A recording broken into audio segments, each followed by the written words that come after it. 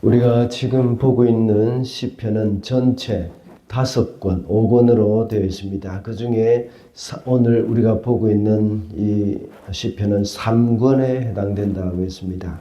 시편 3권에 나오는 시의 모든 지언인은 대부분이 아삽 또는 고라 자손입니다.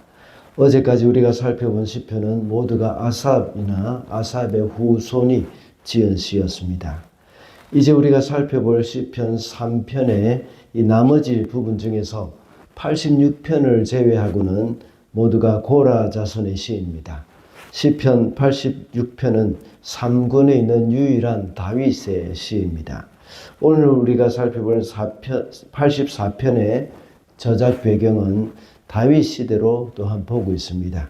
다윗이 압살롬에게 쫓겨다닐 때에 하나님의 성소에서 예배드리지 못하는 부분에 대해서 안타까워하면서 그것을 그리워하는 그런 상태에서 고라 자손이 지은 시입니다.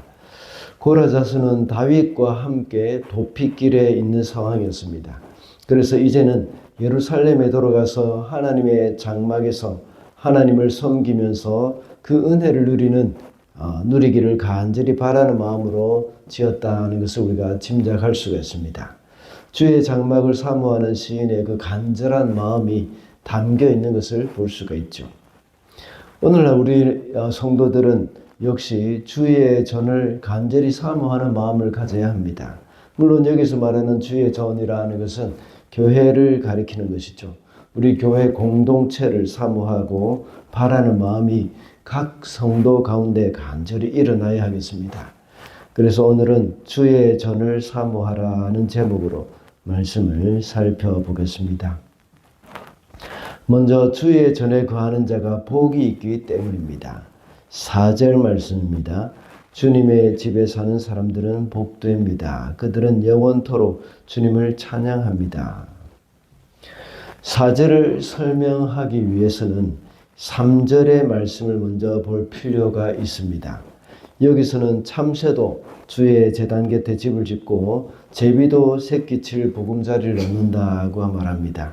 이런 참새와 제비가 주의 전에 거할 수 있는 것에 대해서 부러워하는 마음을 가지고 있습니다.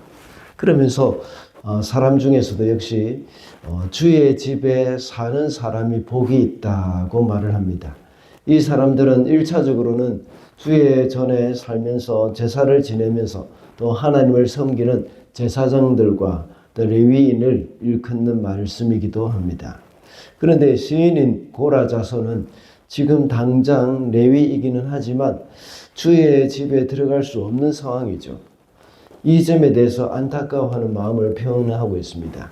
또한 레위인으로서 자신뿐만 아니라 자기가 원할 때마다 하나님을 찾고 예배할 수 있는 자들을 아주 부러워하고 있는 것입니다. 이렇게 언제든지 하나님의 전에 가서 예배할 수 있다는 것이 얼마나 큰 복인지 그것을 말하고 있는 겁니다. 우리는 매주일마다 교회에 모여서 예배하는 것을 너무나도 쉽게 할 수 있습니다. 그래서 그것이 얼마나 귀한 줄을 때로는 깨닫지 못할 때가 참 많습니다. 그런데 아파서 나오지 못하거나 여러 가지 핍박이나 외부적인 상황 때문에 예배에 갈 수 없는 상황이 되면 생각이 달라집니다. 제가 군 훈련소에 있을 때에 2주 정도 예배를 드리지 못할 때가 있었습니다. 그때는 너무나도 내 마음 가운데 간절함이 있었습니다. 그러다가 3주 만에 훈련소 교회에 가서 예배를 드릴 때에 얼마나 은혜가 컸는지 모릅니다. 얼마나 기뻤는지 그때 다른 동료 병사들은 초코파이 여기에 너무 관심이 있었지만 저는 그것이 전혀 관심이 없었고 그저 예배의 감격에 사로잡혀 있었던 그런 기억이 있습니다. 그러므로 우리는 평소 때에 주님의 몸된 교회에서 함께 예배할 수 있다는 것이 우리가 얼마나 큰 복인지 명심하면서 살아야 하겠습니다. 다음으로 주님께서 우리의 힘과 방패가 되시기 때문에 주의 전을 사모합니다. 9절 말씀입니다. 우리의 방패이신 하나님 주님께서 기름을 부어주신 사람을 돌보아 주십시오. 여기서 기름을 부어주신 사람은 누구를 가리킬까요? 바로 자기와 함께 도피 생활을 하고 있는 다윗 왕을 가리키는 말입니다. 앞서 말씀드린 바와 같이 지금은 압살롬의 반역으로 예루살렘을 떠나서 피난 생활을 하는 가운데서 지은 시라고 했습니다. 그 상황에서 고라 자손은 이 시를 쓰면서 다윗을 돌봐 달라고 간구하고 있습니다. 다윗을 보호해 달라는 그런 기도에서 하나님을 가리켜 이 우리의 방패이신 하나님이라고 말을 합니다. 그리고 7절에서는 그들은 힘을 얻고 더 얻는다고 했고, 또 11절에는 주 하나님이 태양과 방패시라고 했습니다. 결국 하나님이 힘과 방패가 되신다는 의미입니다. 주의 전을 사모하는 것은 주님으로부터 새 힘을 얻을 수 있기 때문이며, 또 하나님이 환난 가운데 우리의 방패가 되어주시기 때문입니다. 물론 하나님이 그들과 함께 있으면서 그들을 지켜주시고 낙심한 자에게 새 힘을 주시기 때문입니다. 그때 당시에는 주의 성전에서 늘 하나님과 교제하는 시간을 가졌기 때문에 이 시인은 낙심하여 대적의 위협 가운데 있을 때 하나님의 전에 있었던 그 때를 그리워합니다. 그래서 주님의 도우심을 구하고 있는 것이죠. 히브리서 4장 16절에서는 때를 따라 돕는 은혜를 얻기 위하여 은혜의 보좌 앞에 담대히 나아갈 것이라고 했습니다. 오늘날 우리는 어디서나 하나님을 만날 수 있습니다. 우리가 하나님을 만나는 그곳이 바로 은혜의 보좌이고 성전이 됩니다. 그러므로 여기서는 주의 전이라고 할 때에 우리가 하나님을 만나는 장소, 바로 주의 전이, 그것이 바로 우리에게 되어진다는 것이죠. 우리가 언제든지 하나님을 간절히 찾고 찾을 때 하나님은 우리를 만나 주십니다. 이사야 선지자는 여호와를 앙망하는 자는 새 힘을 얻을 것이라고 했습니다. 우리가 힘들고 지칠 때, 위기 가운데 있을 때에 하나님을 간절히 바라고 찾아야 합니다. 그렇게 할 때 하나님은 우리의 힘이 되어주시고 방패가 되어주실 것입니다.